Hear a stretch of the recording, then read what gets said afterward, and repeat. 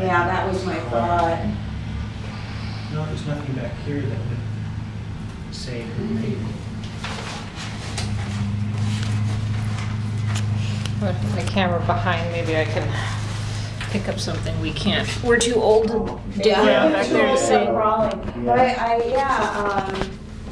this is the only statue that I know of an actual person here, for sure. And really in almost any LA cemetery, you do at Hollywood Forever see these with the Armenian culture, they're doing those nowadays. Oh, is that right? But for this, Cleaned the glass, stacked them all up, and then just started putting them back together again.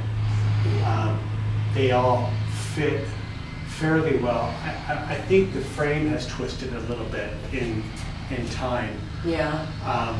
Because I know that the windows that I made are square, but they don't fit quite into the openings. And I kind of moved some around, kind of played with them a little bit to see if some would fit better and others, but they're all kind of the same.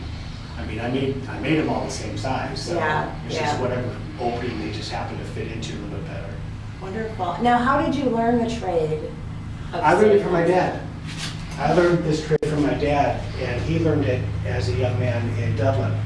Oh. And so I grew up kind of sitting on his workbench, watching him do it in the garage. And then A family tradition. Yeah, and then we worked together for about 10 years at Judson Studios. I don't know if you've ever heard of them. No. Is that here in Los Angeles? Yeah, it's in Highland Park.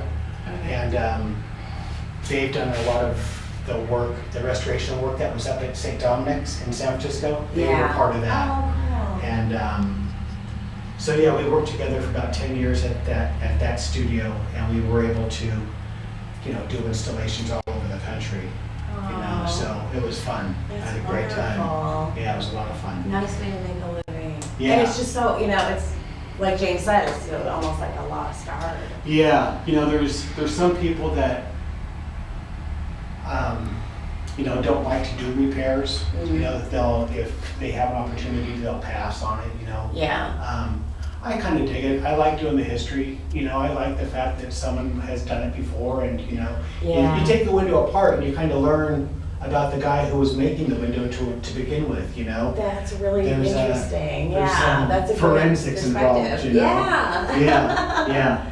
And you can see where he cheated. You can see where he fudged here or there. And I've worked in a lot of churches and worked on a lot of windows, and I would say that the craftsmanship then is can be equal today. I think guys then were just as eager to get home as they are today.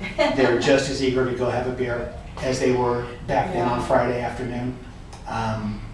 So that's an interesting point. Yeah. You look back at things when they're vintage, just like, oh, everything's romanticized. It's like, no, they gotta go home. It was their reality.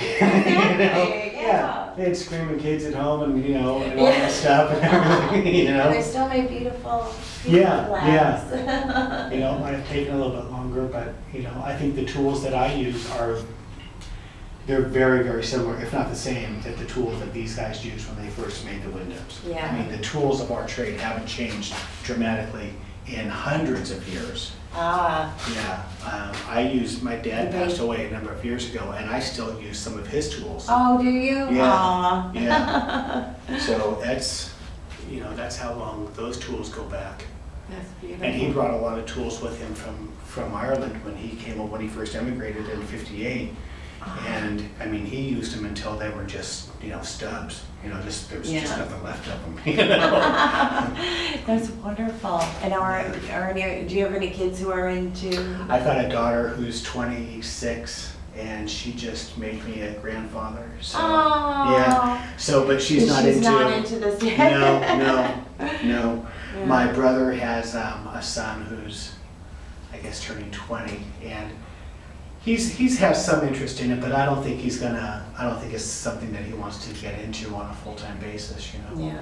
My brother does it kind of on the side for some extra money, I do this also when I leave here. I go home and do windows. Oh. For, that's a passion. Yeah, well, for, homes, restaurants, churches, whatever, I have the smallest pad possible. Yeah. in the phone book, and people call, because I think it's just me and another guy. Yeah. Well, they've got all that, they took all that stained glass out of the mausoleum at Grandville. It was What did they taken ever do with down. it? Well, they found it somewhere else within the mausoleum, and it's all stacked up now. Is that right? So they're gonna eventually have to put that back, but I Right. don't know if that's gonna be part of the settlement, or if they're gonna leave that for when the new owners Wow. take over. But there's just stacks of this over there. Wow. I don't know why it was taken down. Supposedly to